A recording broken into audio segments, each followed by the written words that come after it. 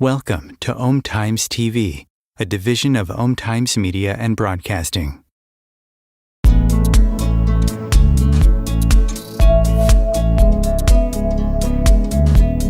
Welcome to the No BS Spiritual Book Club's live streaming interview series, where leading new thought teachers, speakers, and authors share the intimate stories behind the 10 best spiritual books that inspired them the most on their spiritual journey. From well-known classics to hidden gems you might never have heard of, the No BS Spiritual Book Club saves you time and money by sharing reliable recommendations from those who've walked the path before you. The No BS Spiritual Book Club, the only No BS guide to the best spiritual books to inspire your own journey of self-discovery. Here's your host, founder of the No BS Spiritual Book Club, Sandie Sedgbeer. Hello and welcome to the No BS Spiritual Book Club's live video series, and joining me today to share the stories behind the 10 books that influenced her the most on her extraordinary life journey is Penny Kelly. And for those of you who are unfamiliar with Penny, she's a writer, a very prolific writer, teacher, author, publisher, a naturopathic physician, and a researcher of consciousness. Actually, she describes herself as a connoisseur of consciousness. So I'm going to grill her a little bit later about what exactly that means. But very early in her job as an engineer, not early in her job, but as an engineer at the Chrysler Corporation, Penny happened to have a Kundalini awakening experience in 1979. And after that, she quit that job and she went on to study the brain, consciousness, intelligence, intuition, and cognition. and she became an educational consultant. She also worked with biophysicist Dr. William Levengood for 15 years, studying materials. Get this, I mean, this is so fascinating. I wish I could have been sitting on her shoulder. Studying materials from crop circles and animal mutilations, and researching plasma energy and consciousness. Penny holds 2 degrees, one in humanistic studies from Wayne State University and one in naturopathic medicine from Clayton College of Natural Health. And she maintains a worldwide counseling and coaching practice, and she teaches many courses on developing intuition, organic gardening, and getting well again naturally.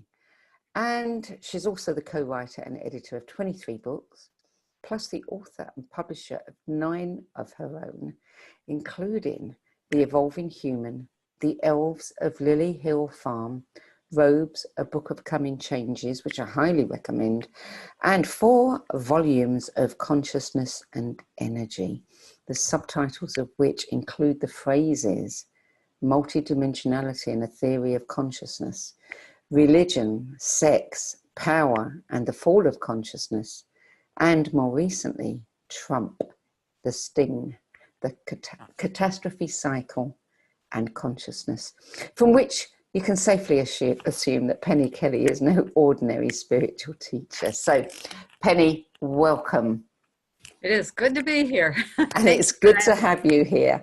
And yeah, I've really been looking forward to this one. And just to everybody who's watching, who's joined us, if you have questions for Penny, and I can't believe you won't, feel free to post them in the chat window as we go along, and we'll address them before the end of this session. So, okay, Penny, before we start discussing your 10 best spiritual books list, 2 questions we always ask our guests. The first one is what books mean to them. And I know in your case, they mean, because one of the keywords you use to describe yourself is book bug. So tell us about books and you. I think books were the thing that really taught me how to see. When you watch a television program, the visual is provided right there. When you read a book, you have to provide the visual in order to follow the story. And so that was one of the doorways that I think primed me for clairvoyance and being able to be really quite visual after Kundalini occurred. Books are doorways to other people's consciousness. They are treasures of information about how other people see the world, or just about technical stuff. How does this work? How do you fix that? And of course, now we have YouTube that has a lot of stuff. My kids always say, just go to YouTube and you'll look it up. You'll see how to fix it, or you'll see how to handle it. We used to do that with books. I still do. I have 5 libraries in my house, and I'm in one of them. You can see some of my books. I read a book a day from the time I was maybe 8 years old until I was probably 48. There was a period of time in there during Kundalini where I could not read. When Kundalini occurs, you can't focus on one thing because your consciousness is everywhere, and you're aware of everything, and so you just cannot read. But I still read, and for a while I went off to YouTube to watch and listen a lot of stuff there. And just in the last year, maybe year and a half, I've gone back to reading because there was so much shallow stuff on YouTube that it wasn't satisfying like a book is satisfying. When you read a book, you really get an in-depth experience that's visual. For me, it's auditory. I live the book while I'm going through it. And that richness is what I think a lot of people are missing in the world today. And I've heard few people just in the last couple months say, I'm going back to reading. The problem that they all say, that I've heard from several, is, well, it's a lot of work to read a book, and it seems like everything changes so quickly. I did all that work to read for something that lasted a moment, you know, just a moment in time. And I thought, yeah, there is a problem with that. But if you're reading stuff that's really relevant, it's timeless. If you're reading, you know, junk, yeah, that only lasts a minute. Exactly. Like, yeah. Which is exactly why I started the book club. Yeah. So that people can access a repository of great recommendations for books that are substantive. Yeah. And as you say, I mean, you can't argue with a book that is full of truth. You know, No. truth is eternal. Yep. Yeah, that's really true. And that's really, I think, an important piece in terms of moving us toward becoming eternal beings. If you fill your mind with stuff that doesn't help you to become an eternal being, then okay, start over. Start over. And we do start over, and we start over as many times as we need to. But that's something that is not necessary. We need to accumulate wisdom, power, and to choose actions that align us with eternal life. And I often say to my students, when everything you do is aligned with life, then you'll have eternal life. And so it's choosing an alignment that really, I think, is important, has to happen. So the second question we always ask is, how easy or how challenging was it for you to find just 10 books? It was not easy. I went through my libraries and it was like, oh, that one. So it was just over and over and over again. I was I ended up taking probably 60 books off the shelves. And I have thousands of books, and I piled them, and then I went away, and then I came back a day or two later and I thought, well, that one. And so I repiled them, and I kept winnowing down until I had 10. And I thought, you know, they weren't necessarily the only books that I thought were my 10 best, but they happened to be books that I read at just the right moment in time when I was really in this process of trying to manage consciousness after Kundalini. And it was such, I mean, I really thought I wasn't going to make it there for quite a long time. And it's quite a long process. It took me 17 years. But when you get to the end point, there's really no end point. When you get to this point where you stop fighting yourself, you stop telling yourself, no, it's not supposed to be that way. When it's that way for you, that's the way it is. And so you end up having to accept this is the way you are now. And I would always be telling myself, I need to go back to being a normal person, an ordinary woman. And that just did not work. And then finally it was like, okay, I really just need to stop fighting what has happened. And I had this message one day that said, this is your new normal. This is what the ordinary person is supposed to become. And at that point, I was like, oh, okay. So it was one of those moments of, you know, of really profound understanding that there was a potential built into the human, which then later, when I started working with Dr. Levengood, I understood that potential in terms of the energy system, which is a major, I mean, a lot of people don't really understand the the true nature of themselves or of the reality that we're in. But once you do, it's like, oh yeah, this is how we're supposed to unfold. And it doesn't happen for enough people.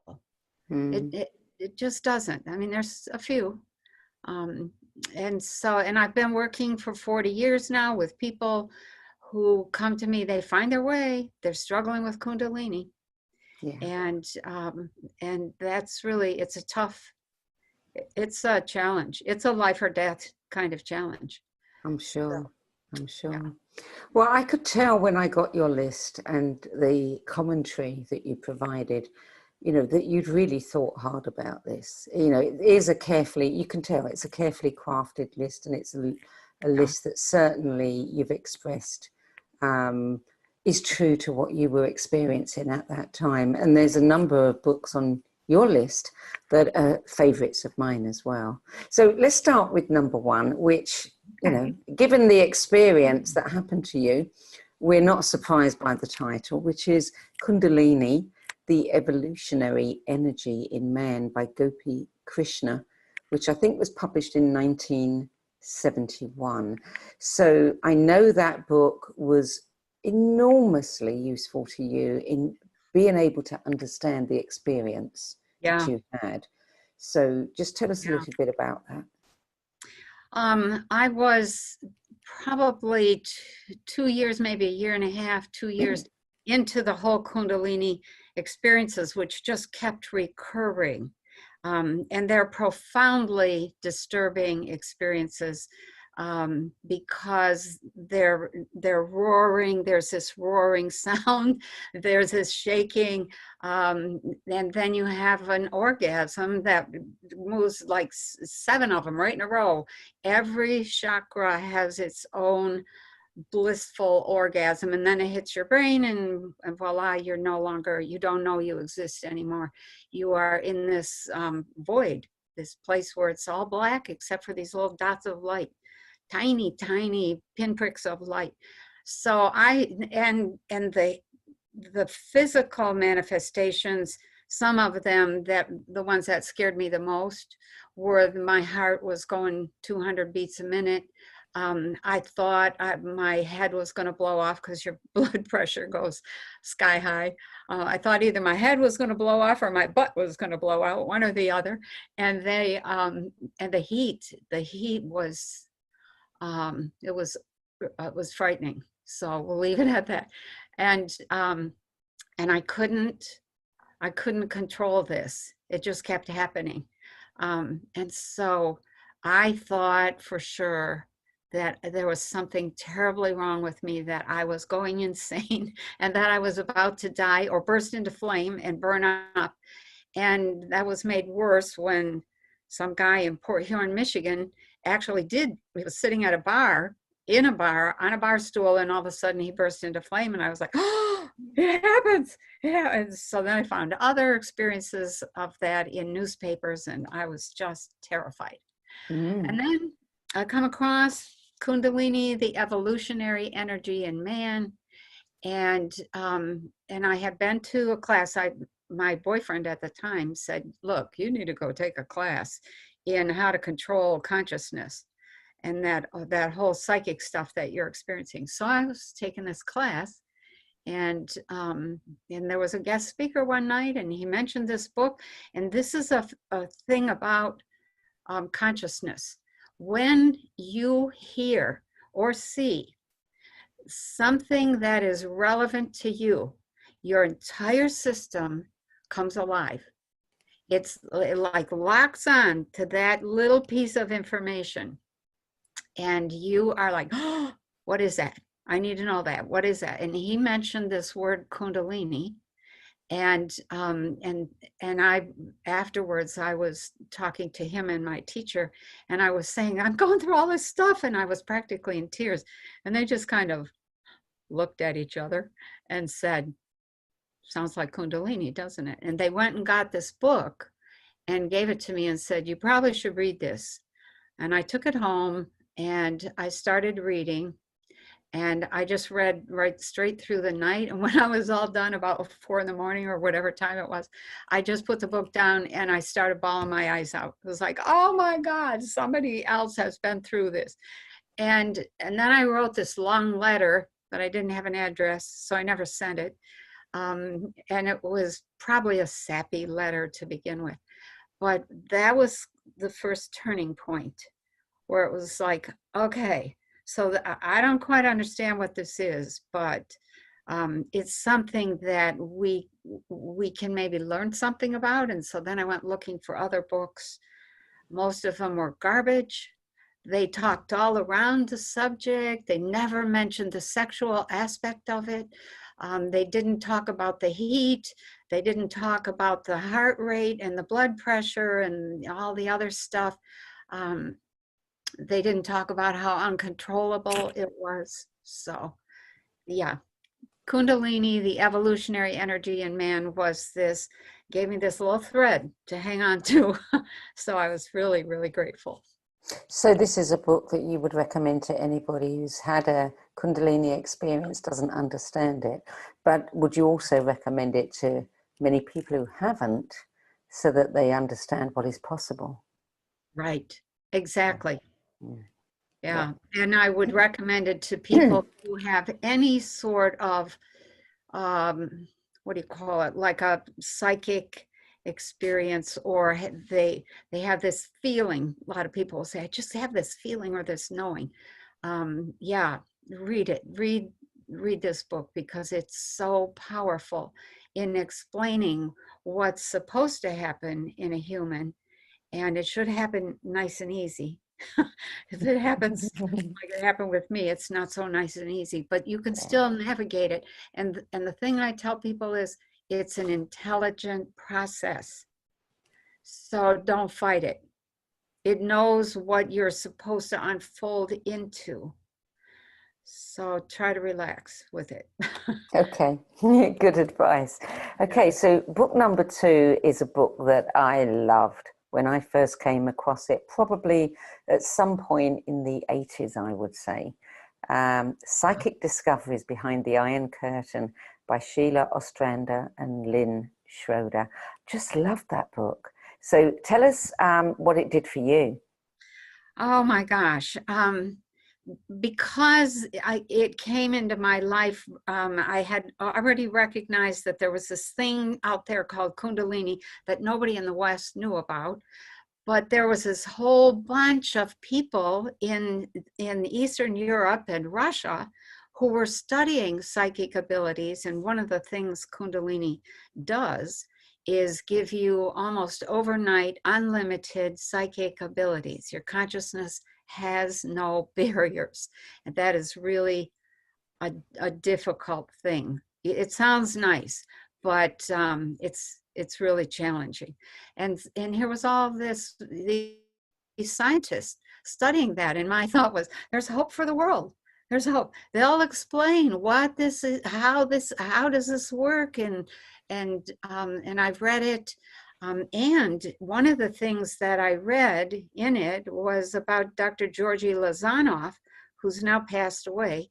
But he had developed this educational method based on the capacities of consciousness and using different frequencies of consciousness to input information in, and then different activities to cement and kind of anchor that information. And he was, I think he said he was getting, he was teaching 2.5 years worth of education in one 9-month period. And that people not only were healthier, they retained the information. He was teaching foreign languages to adults, and they were speaking it naturally in a very short period of time. And my thought was, I want to learn that. I want to understand how to do that. And eventually I did. I did go to the Lozanov Institute and became a teacher specializing in accelerated teaching and learning. And he called it Suggestopedia. And I was like, that is the ugliest word. Why would we call it Suggestopedia? And I know why, but in America, it was called Accelerated Teaching and Learning Techniques, or Brain Compatible Teaching and Learning. So I became a teacher teaching teachers how to use these techniques for like 18 years. and then And started my own school. didn't Sheila Ostrander write another book that was purely about that? I remember I had that book, and she talked about having, what's the musical Yeah. thing? You know, and you can record stuff that you want to remember, and you can play it back to yourself, and you record it at certain pitch and cadence, and it's really good for actors learning lines or anybody taking exams. Yeah, I played with that for quite a bit. Okay. Her book was called Super Learning. That's it, super learning. Yeah. And it was one that I read, and I thought, when I read it, and maybe that was just because of Kundalini, I thought, oh, she doesn't really understand what he's doing. She doesn't understand consciousness, but she had developed a system. Yes. And I thought, okay, it's a substitute. It was awkward compared to what he was doing, but there's certain elements that there's like 20 different elements that you have to keep in mind as a teacher of this, kind of education. But it accelerates the development of the individual tremendously. Yeah, I think she just saw a mainstream application for it with memory. And she was trying to structure it so that people who had no clue what this whole thing was about or how to use consciousness in the proper way, she was trying to make that available to them. And I liked that, but it was awkward. I tell you, the one thing that stayed with me out of that book, apart from the super learning aspect, because it was full of different stories about different professors and people who were doing some amazing experiments, was the one about the man who taught blind people to see through their fingertips. Oh, yeah. Wasn't that amazing? That was, yeah. And that really is, I think, a thing that we should be taught, that every single cell in the body has visual, auditory, kinesthetic, and action, touch kinds of abilities. And we don't develop those. And we really sometimes, like for blind people, that's really useful, really helpful. Very. So I think there are still copies of. I think it is. I would heartily recommend that anybody who's interested in human capacity read that book. But let's move on to number 3, which is The Holographic Universe, The Revolutionary Theory of Reality by Michael Talbot, which I think was published in around 2011. And Larry Dossey called it a wake-up call to wonder and adventure in ideas. Yeah, yeah. I think at that point in time, he just really, the thing that struck me, there were many things about the book that struck me. One of the biggest things was that at that point in time, let me back up a step. When you undergo Kundalini, when it's happening, you have access to the entire cosmos, the entire array of beings that are out there. And so I had some beings who were teaching me and reminding me of who I was and where I came from and all that stuff. But the thing that really struck me that was in Talbot's book was how the holographic universe works. And it was almost a perfect match, or complement would be a better way, to what I was being taught about the eyes. I'm a student of the eyes in other dimensions of existence. We'll leave it at that. And the way that the eyes work, it was explained to me by beings who are not physical. And then what Michael Talbot had in his book were these drawings that Carl Pribram and Carl Lashley had figured out regarding holographic imaging and photography. And I was like, oh, wow, the eyes do the same thing. So there's 2 blue rays that come out of the eyes, and they cross at one point out there and wherever you want to see what you want to see, and you will see what you want to see. But where those 2 beams of light cross, there's an interference pattern, and what's in that interference pattern is what gets illuminated and put into your brain. And how the brain works, That's all, it's fascinating stuff. So that when I read that book, it was like, okay, we in America are beginning to examine things like brain function and eye function, and how does that affect consciousness? And he was all about paranormal. And so it was really very timely in getting me to understand, okay, there's some overlaps here. I don't think I have all the pieces, but I'm beginning to see. I'm beginning to get it. And it was very, very encouraging. And the other thing that really came out of that book was this understanding that I was part of what I'll call a new science kind of effort. And if we couldn't understand, if we could not develop to the point that we understood that new science, which I didn't even know for sure what it was at that point, we were not going to be able to make the leap in consciousness that we have to make. And we're right there right now. So that science, the new science, in a paradigm, all the pieces have to fit together.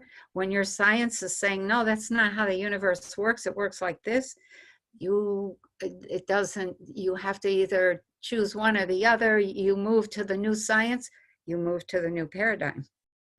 And all of your technology, all of your housing, all of your medicine, everything becomes different. So that was what I got out of Talbot's book, is we have to, the new science has to be understood. So I was very grateful for that. I imagine, yeah.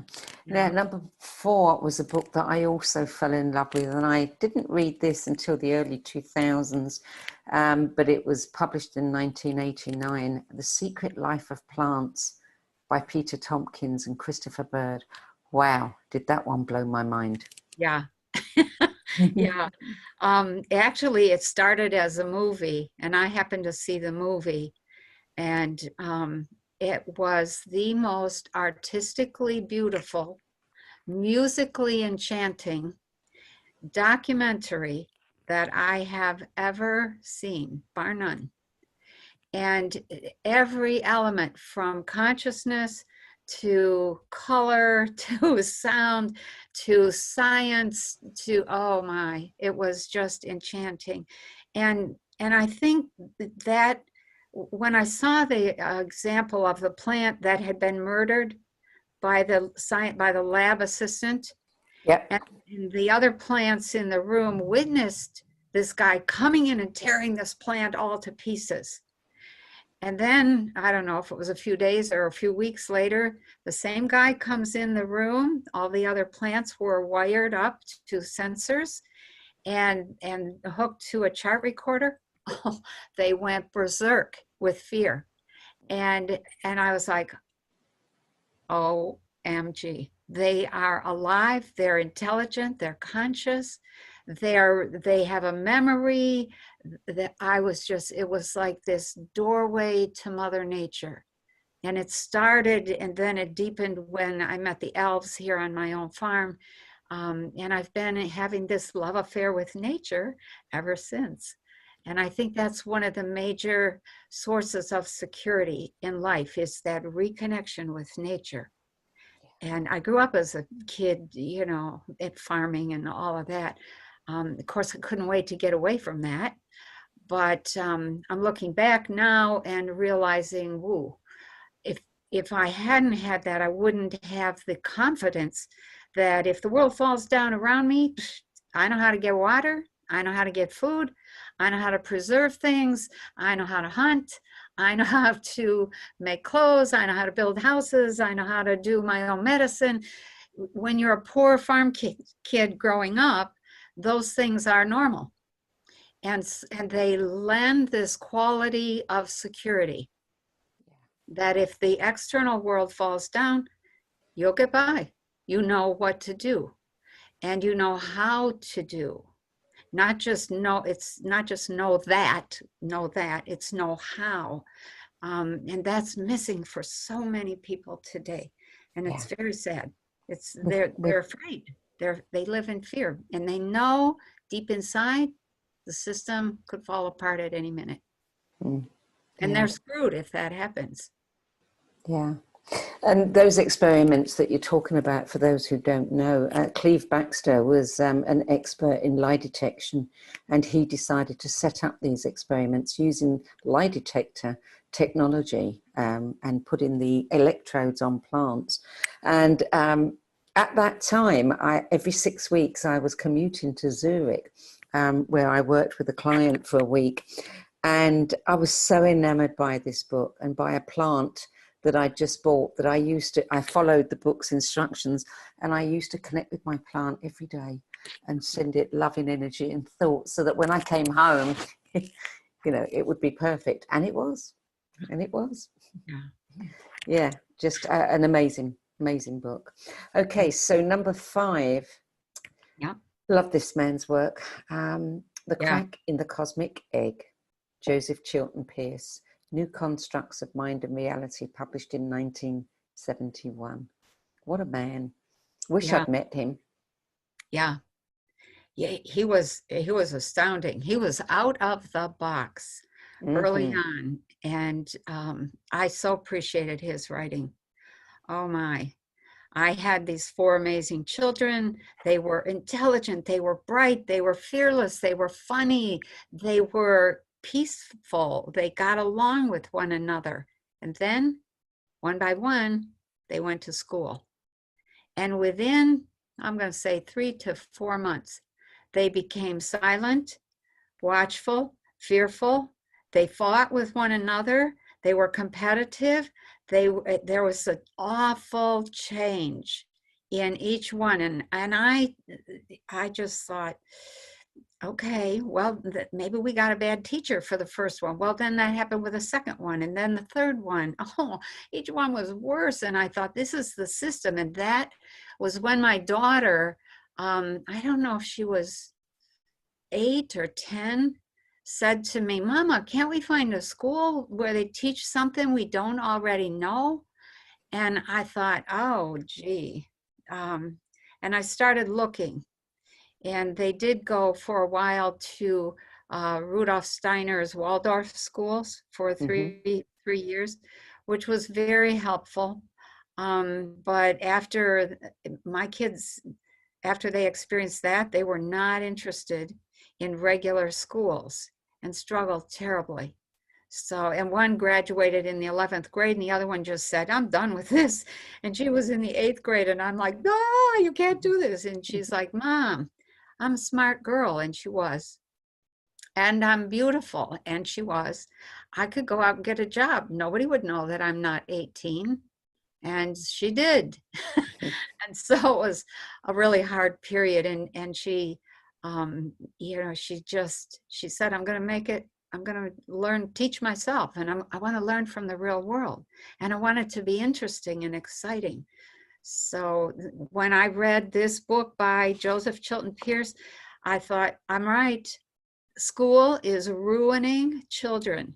And so it gave me the backing, the sort of a intellectual foundation to go searching. And that's how I became an educational consultant. That was when I went after the training from the Lozanoff Institute in Washington, D.C.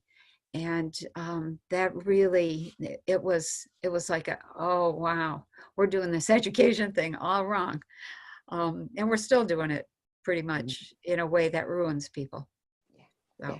Yeah, definitely not designed to bring out the best in them. And of course, learning is an exciting process for kids. You watch them light up when they're enjoying what they're discovering. Tell me, so your kids, what did they do when it was time to educate their children? Well, the first one, we took those 3. She had 3 children. There was a period of 3 years where we took them out of the education system and put them in homeschooling, and just said, the school is wrecking them. They can't see that these are intelligent kids. And so we homeschooled them. And we did a 2-part program and that program consisted mostly of this is how you survive in the world. This is how you grow food. This is how you preserve food. This is how you sew, knit, hunt, milk cows, take care of chickens, et cetera, et cetera. And they had to write papers about that. And then we read and did math and talked about history and studied science and nature in nature. And that when they went back to school after 3 years, they came home and they said, "Grandma, the kids in school are like babies. They're immature." And what I discovered, what I realized was that the homeschooling had matured them and anchored their personal development in a way that the kids in school were not getting. And they've all become really pretty amazing people. So my second daughter just had one child, and he's now a major lawyer being fought over by law firms all across the country. He just graduated. And then I have one other grandson who went to school and then said, "I think I'm going to go out and work in the world for a while because I'm not sure what I want to be." And so he's just at this point now where he's pretty sure he knows what he wants to be, and he's talking about going back to school. And that's really the best way. You get into school, you spend a fortune, you become something that 5-10 years later, you're like, "I don't want to do that anymore." You have to educate yourself for your passion. You know, it will be very interesting to see what emerges after this lockdown period when so many children have been homeschooled. Oh my. You know, one thing, certainly in England, it was just so discouraged. They made it so hard to do. And now what we're seeing is for some, it's been incredibly successful. You know, I watch my grandchildren and I see how much fun they're having and creativity that, you know, their mother encourages in them. And it's just wonderful. And then you come across other children who aren't getting as much freedom in how they're learning what they're supposed to be learning. Yeah. Interesting. Yeah, and I think that's really the difference is going to be, are the parents really watching? Do they care what's happening with that child? Or are they just sending that kid to school to babysit because the parent doesn't want to deal with those kids? Yeah. People do not know how to deal with children. And really, you deal with them like they're little bitty adults, and they blossom into these amazing adults. Yeah. True. Om Times TV. Maya Angelou once said that there is no greater agony than bearing an untold story inside you. I'm Sandie Sedgbeer, and when I'm not hosting Om Times Media's flagship radio show What Is Going On and the No BS Spiritual Book Club, I help people share their untold stories. Books are my life, my joy and my passion, and there is no greater reward than helping aspiring writers get their books out of their heads and into the hands of those who are waiting to read them. If you feel that you have a book in you but don't know where to begin, visit sedgbeer.com, click on the Work With Me tab and find out how my experience helping others tell their stories might be just what you've been looking for. That's sedgbeer.com, sedgbeer.com.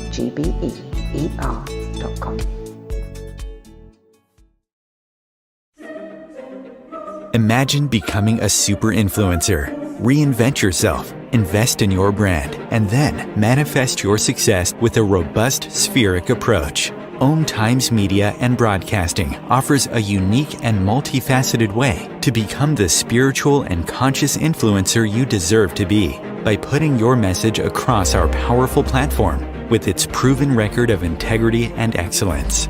Through our produced shows, Om Times offers the opportunity to become a social media TV personality, a radio show host, an Om Times magazine columnist, and a syndicated podcaster, all in one shot. By live streaming your show on Om Times TV and broadcasting it across the extensive Om Times radio and TV networks, you become more than a host. You become an ambassador and a force for positive change. Om Times. Open yourself to the possibilities. There are 16 million children struggling with hunger in America. That's 1 in 5 daughters, sons, neighbors, and classmates who don't know where their next meal is coming from. Yet billions of pounds of good food go to waste every year. It's time we do something about it. Feeding America is a nationwide network of food banks that helps provide meals to millions of kids and families in need. Visit feedingamerica.org to help them feed even more. Together, we can solve hunger. Together, we're feeding America. Okay, so number 6 is The Nature of Personal Reality by Jane Roberts, published in 1980. Yeah. And you received an entire set of Seth books from somebody who thought you needed to have them. Yeah. Yeah, I was actually working with Dr. Levengood. This was like probably 2003 or 4, something like that. And he was working with a man in Florida. And I can't remember what their conversation was about, but we got to talking, or Levengood got to talking to this man that he was working with me, and the man had read some of my books, and he was like, "Oh my gosh!" So then he and I, this other man in Florida, had a couple of conversations. And he said, "Have you read the Seth books?" And I said, "No, I bought a book called Seth Speaks years ago, but I hadn't really read it. It was on my library shelf." And he said, "You need to read these books. You're doing everything he's talking about." And I said, "Oh, okay, I'll get some, I'll read it. I'll read the one that I have." Before I even had it read, he sent an entire set of Jane Roberts books.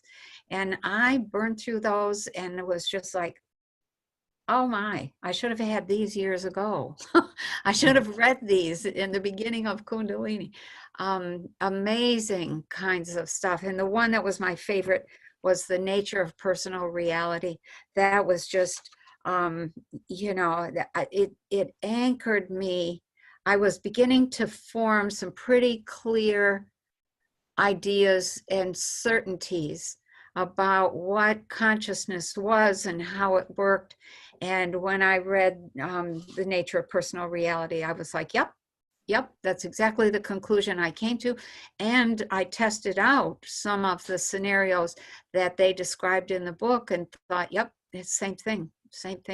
And I have long taken notes, kept a journal. First, I had a whole bunch of journals. And I think it was about that time I thought, okay, this is really something that I need to put it all together into one stream of consciousness journal. And that was very enlightening. Wow. So my dream journal, my personal journal, my writing journal, my poetry journal, my weird experience journal, they all came into one. And that really came out of that reading of The Nature of Personal Reality. And So putting all that together was an eye-opener into, I forgot half the stuff that I have done and that I have repeatedly done. I'm not paying attention to what I'm learning here. And so that was a heads up. So, yeah. Cool. Number 7, The Life and Teachings of the Masters of the Far East, volumes 1 to 6 by Baird Spalding, published originally in the 20s, I believe, 1920s, not 2020s. Yeah, right. Yeah, somebody left that set of books here for one of my students, and they sat here for the longest time.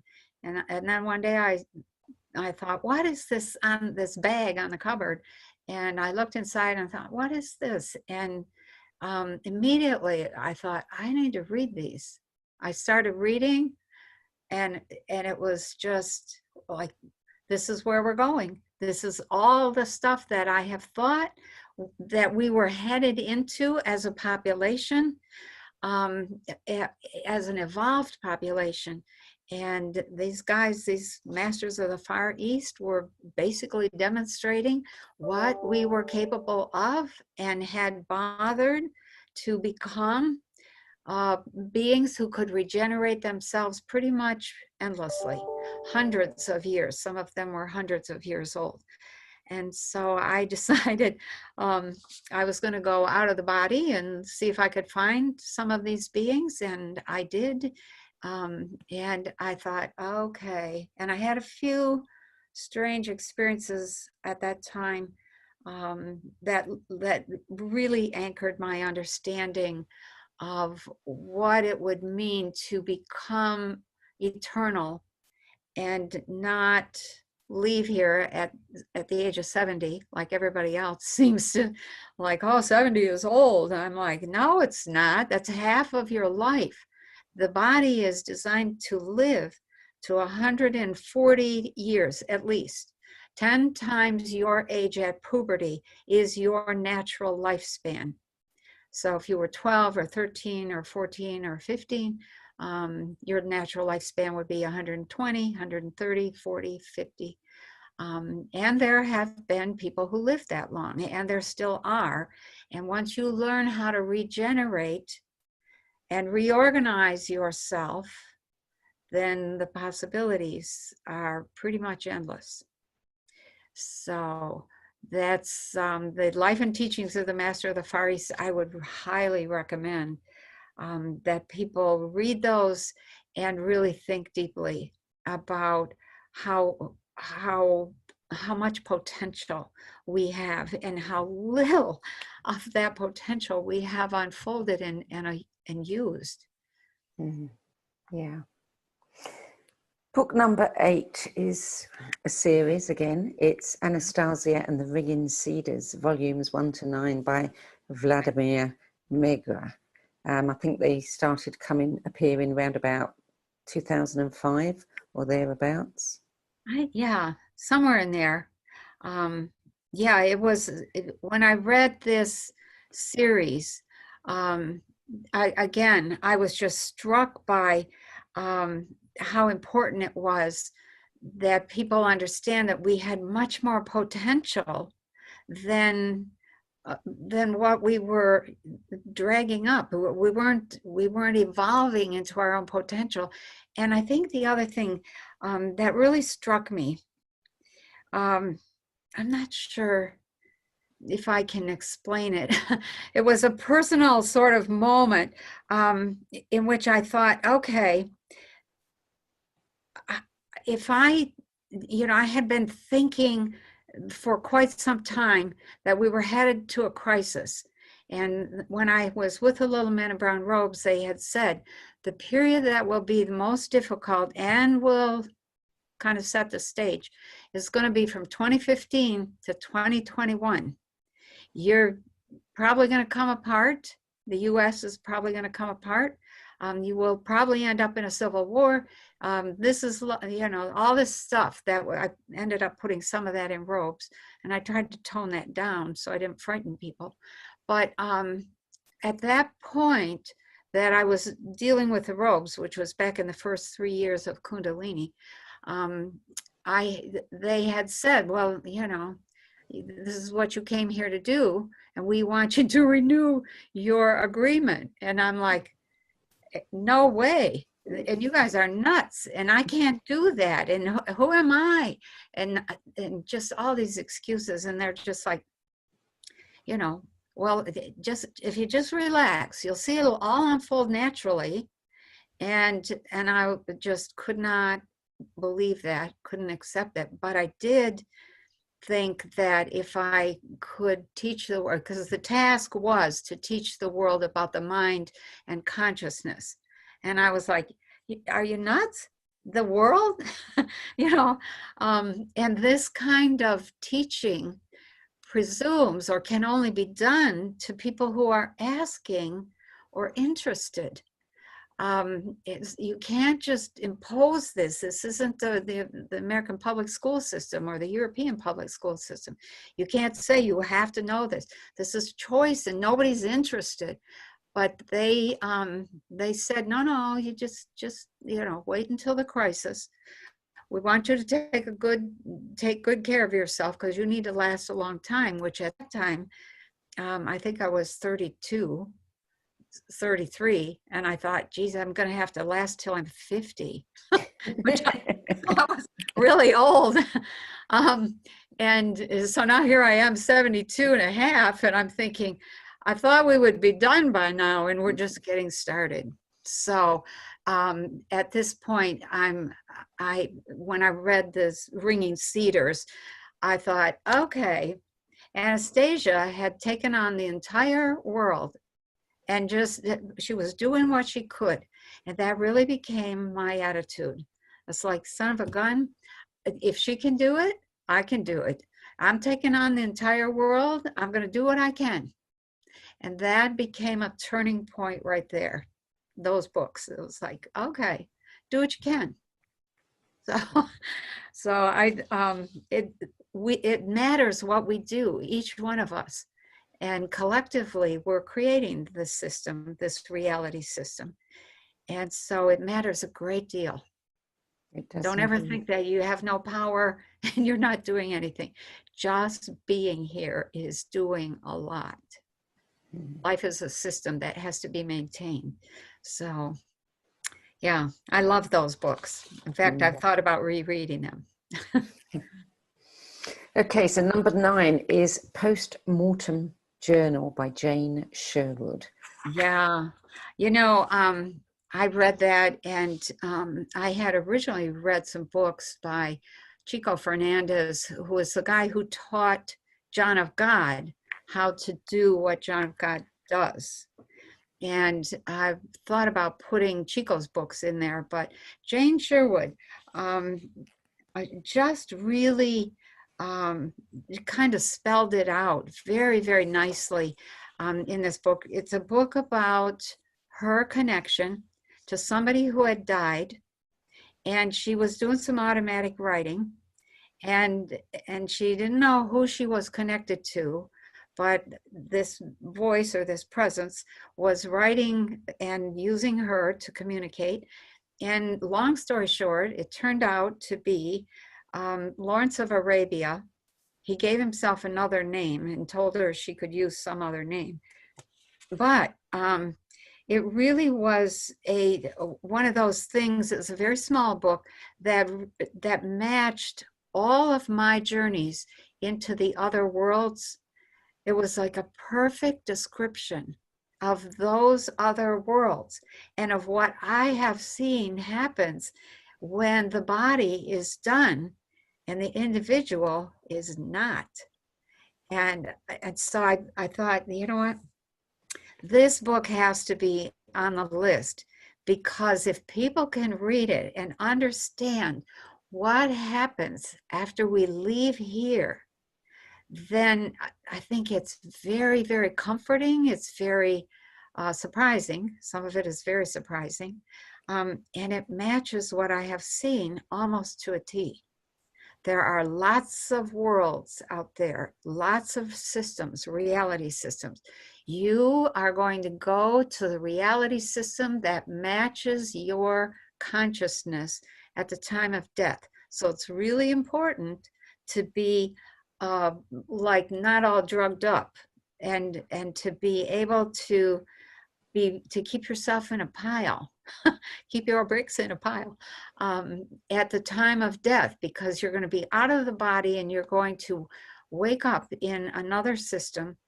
And if you were in a moment of despair at the moment of death, you'll be in a system that's despairing. If you were in a moment of fantasy at the time of death, you're going to be in a fantasy system. If you're in, terrified of hell, you're going to end up in a hell world. There's a lot of systems out there. And so this one is a perfect description of what I have found in terms of what's on the other side and places people go. So, and it's very educational. You continue your development, whatever development you didn't get accomplished here continues even though you don't have a body. It's the consciousness that you are developing. And there's a reason for that, which is kind of a long description, but it has to do with the fact that life is a system, and it's a system of awareness. And that awareness is recycling awarenesses in order to come to this place of utter bliss that underlies or sustains all of us, and has this one thought: I am. So, but like I said, that's a whole different thing. So yeah, read this book. It's well worth it.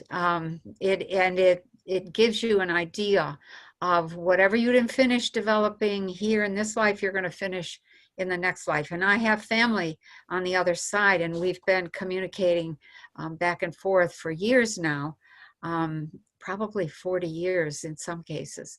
And we've had people who said, okay, I'm coming back, and this is when, and this is where I'm coming, and this is who I'm going to be. And sure enough, they showed up exactly on time. It's an amazing, we're in an amazing system. This is an amazing system. There's a whole interview just based on what you said just then, but we don't have time for it right now, unfortunately, because that would be a really interesting one to follow up on.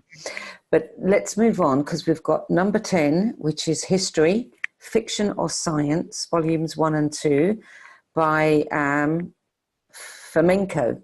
Yep. Yes, so tell us, you say that what attracted you to his books was the outrageous claim that the story of Jesus Christ was not true. Yeah, I know. And being raised Catholic, I was like, what? Bad girl. Yeah.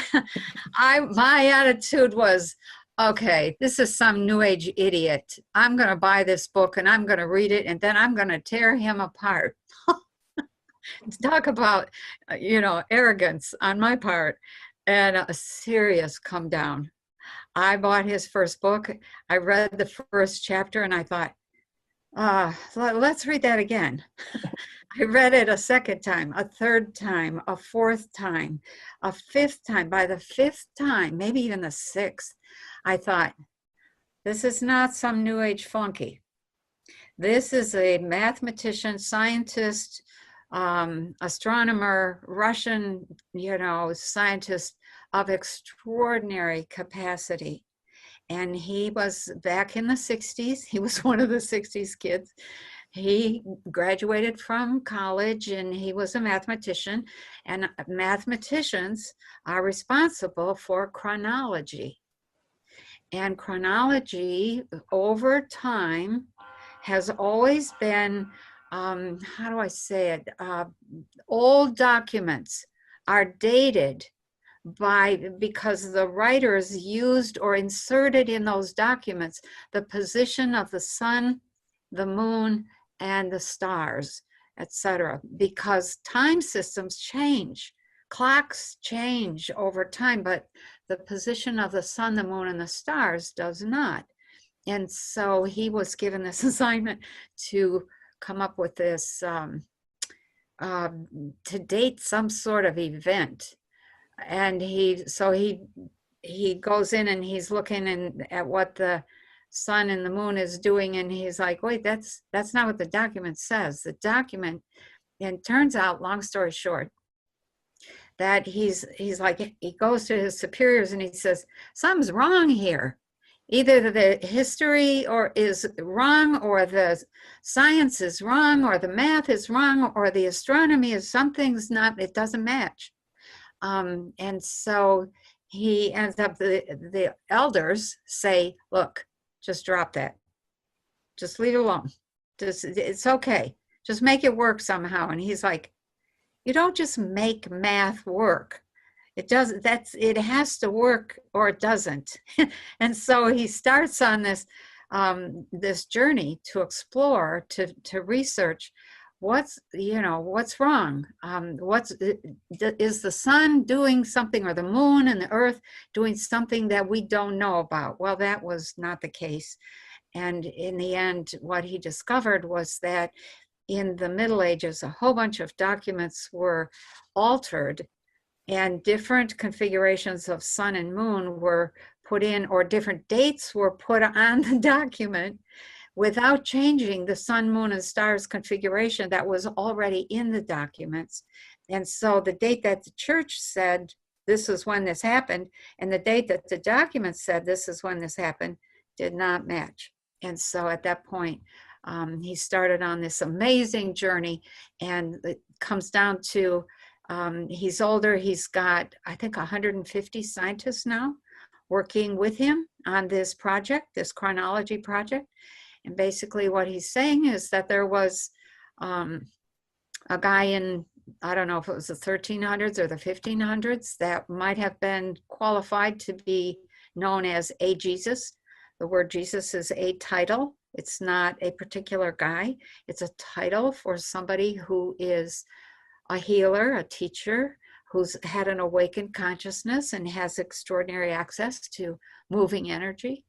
And on his way through all this research, which is astounding, oh my, he said there's been somewhere between 1800 and I think 3,000 years inserted into the timeline. And the story of Jesus, quote unquote Jesus, was really happening in the Middle Ages in Europe, and the Catholic Church moved it to North Africa and said it happened way back then because they were trying to give themselves legitimacy. And he's got data and documents and stuff that lines up. And basically what he says, the entire history of the Western world is not what we have been taught at all.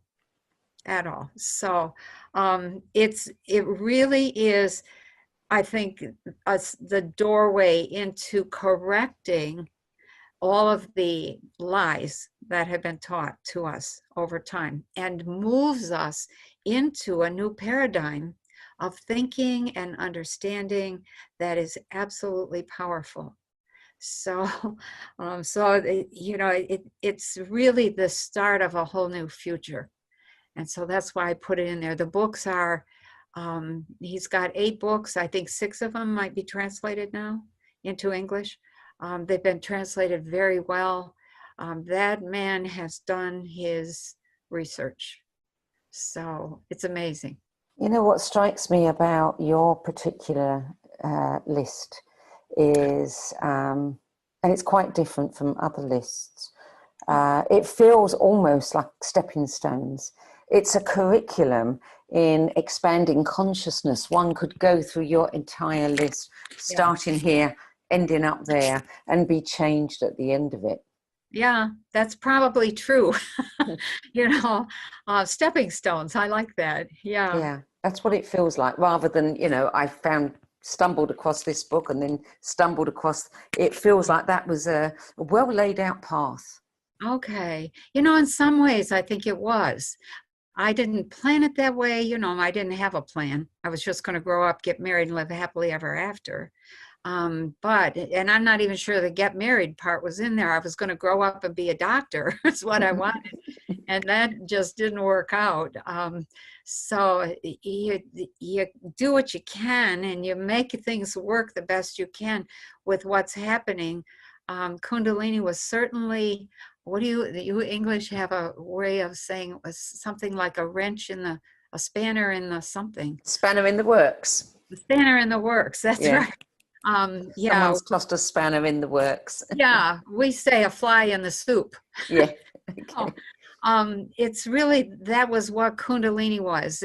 I didn't really have a plan other than to make money, big money, and I was off and running with engineering, which was totally not what I really came here to do. At the time, I kept saying, I want to build a city. I want to design a city. Later, like 40 years later, and this is just within the last few months, I'm looking at that original idea of I want to build a city and thinking, well, I'm really building a community of consciousness, and I have that on my website. And it's like, oh, okay, so it's kind of the same thing. So You know, I hope that we as a group can take the steps that will lead us into a world that works better, because there's been a lot of corruption, and people are knowing that at an unconscious level, and it leads to an inner unexpressed anger that's dangerous. And right now we're running into that anger everywhere. We need to do something different in terms of the whole system, the whole civilization. It needs an upgrade. It needs a new consciousness. It needs it needs us, is what it needs. It does indeed. Penny, that is a fabulous list. It really is. And I've really enjoyed hearing the stories behind it. It's been very rich. And I'm sure everybody agrees with me. What we're going to do now is we're going to open it up for questions. If anybody has a question. Yeah, don't hesitate to ask questions if you have questions. But I find often that people hear what I have to say, and then they're like, I need a week to think about this. Yeah, exactly.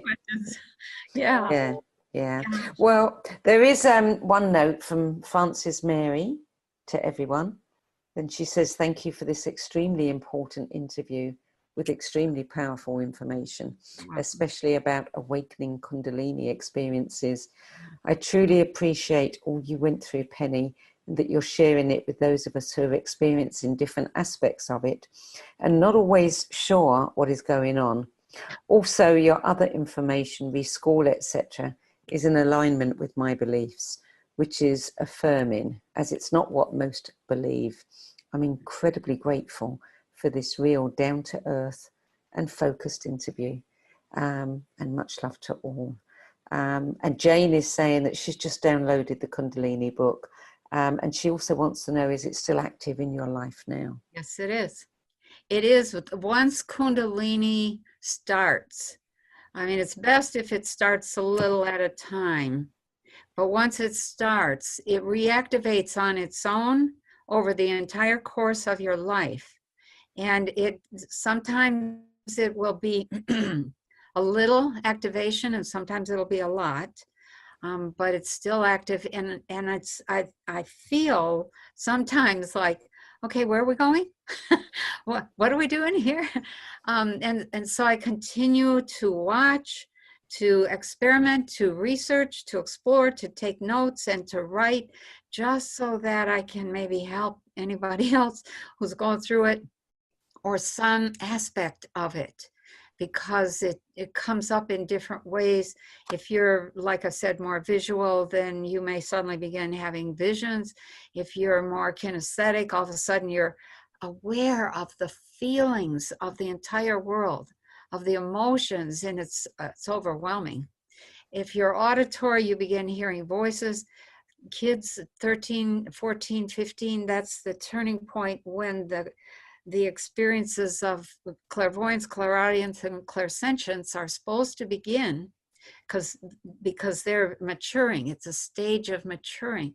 And it's a lot of kids end up with their parents putting them on drugs or in a hospital because they're hearing voices. I'm like, oh my gosh. And so I've been instrumental in helping several people get out of an institution and function in a normal way, and several people who are somewhat multidimensional, which we classify as psychotic, to be able to recognize which dimension they're operating in and how to do that very successfully without scaring the daylights out of anybody else. So and then there's the normal people saying, well, how did you know that? That kind of thing. And you don't have an explanation. No. Well, what I'm going to do is, as you said, I'm sure there's been so much in this particular event tonight for people to take in that I think people will go away and then come back with questions later. So if anybody wants to write to you, what's the best way to connect with you? Oh, probably the best way is to send an email. My email is info@pennykelly.com. And you can also go to my website, which is consciousnessonfire.com. And you can send an email to, I think it's info at it's info at Kelly Networks is the other one. Consciousness on Fire is part of that. Yeah, we just rearranged everything. But the easiest one is, I'm going to say it's Penny at pennykelly.com because it's just my name and it's easy to remember. Any of those will get to me, but Penny at pennykelly.com is the easiest to remember. So consciousnessonfire.com, is this a brand new website and does it replace pennykelly.com or is it in addition to? No, it replaces pennykelly.com will take you to consciousnessonfire.com. And that's where my books are and my classes and, you know, a little bit of blog. And since I started my Patreon site, I've woefully let my blog slide. So there's not much recent on the blog, but I've been very busy on YouTube and BitChute and Patreon. So. And I have to share with everybody that, you know, you and I, we've done 3 or 4 interviews over the years, radio interviews, and you're the only person in all the years that I've been doing interviews that I mean, many people I find I want to talk and continue a conversation with them, but you're the only one that we've actually said, okay, we really do have to continue this conversation and record it and just leave it out there for anybody to access, because we didn't even begin to get to the heart of some of the things we wanted to talk about. And that's the danger of interviewing you, Penny, because we know there's never enough time. Oh, okay. Well, just give me a call. I've been really busy this last year and a half. Oh my, I have so enjoyed. In this, I have to just say the robes were right. They said it'll all happen very naturally. Just don't get excited. And so I've been like, oh, okay, it seems to be happening. I'll just make myself available.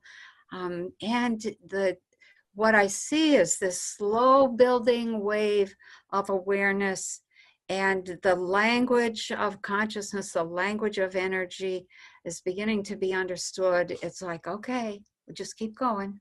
We'll get there. We'll make it. So. Okay. Well, I do not see any other questions. I do see Laura's left a message saying such an illuminating conversation. Thanks for having this powerful talk. Fascinating topics from reading material. Thank you so much, Penny. What I'm going to ask you a question of mine, and that is you know, I always ask people to come up with their keywords. Because I like to know how people would describe themselves, and I like to kind of slip in through, you know, the official biographical details to learn a little bit more about them. And your keywords are spirit walker, explorer of worlds, teacher, coach, connoisseur of consciousness, bread baker, and pie maker. So let's tackle the connoisseur of consciousness. That implies that you almost go around measuring and savoring consciousness. Is that true? That is absolutely true. I tell people, watch out. You know, if you come into contact with me, there's this immediate, it's like a nurse who's been involved in nursing for 40 years or 50 years. She's immediately assessing an individual's condition. I am immediately assessing what stage of development somebody is at, what do they need to hear, I'm listening to their language, and I am really finely tuned into what makes people tick. And how can I get them to tick with either more fun or more gracefulness or people's consciousness, whether it's mean or crabby or silly or immature, doesn't bother me at all. People often say to me, how come that didn't upset you? And I'm like, why should I get upset? That's his consciousness, or that's her consciousness. That's her telling me how she is. It's got nothing to do with me. And so those kinds of approaches have really brought me to this place of when I'm interacting with somebody, I'm not just passing time. I'm really interacting in such a way that I'm creating the world of people that I want to live in, which is, I know what people are capable of. They're capable of love, they're capable of laughter, they're capable of insight, they're capable of being kind, they're capable of being who they really are. And that's what I want. So that's the connoisseur in me. And I love the fact that you you balance all of this multidimensionality with baking bread and making pies. Oh yeah, yeah. I grow my own food. That's really a critical piece. The energies that are in that food are phenomenal. The plants are intelligent. When you wander among those plants, your energy is washing over them, and those plants are assessing what does that system need? What is missing or wrong or needs correcting in that energy system?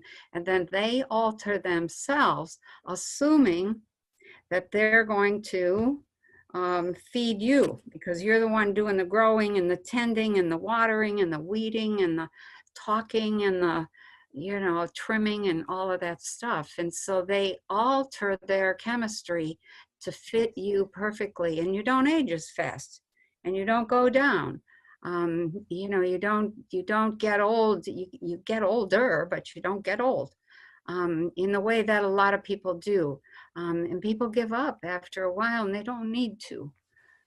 So bread baking, yeah, pie making.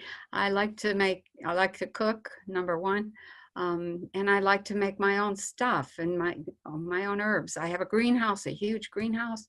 And I have a huge garden, and I have chickens. My cow, I had my last cow. We had to put her down last October.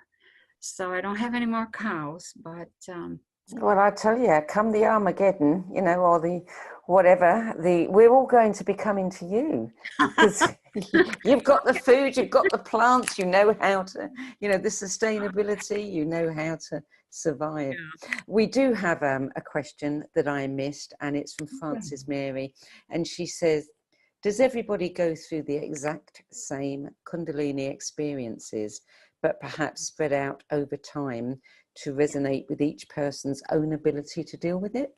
Absolutely. Absolutely. Kundalini literally is consciousness. Consciousness is energy. So when you have a Kundalini awakening, which is the old ancient Eastern term, you have an influx of energy. And that's what causes the heat. And that energy is used to reorganize your system, your electrical and electromagnetic system. And that is the system that is changing. And the more energy you can have as a throughput, the more consciousness you have, and the more stuff you can be aware of, the bigger the range of frequencies you can access. So that whole thing is really, it should happen a little bit at a time. I mean, I've heard all kinds of stories now. People have shared what they were doing at the moment of Kundalini.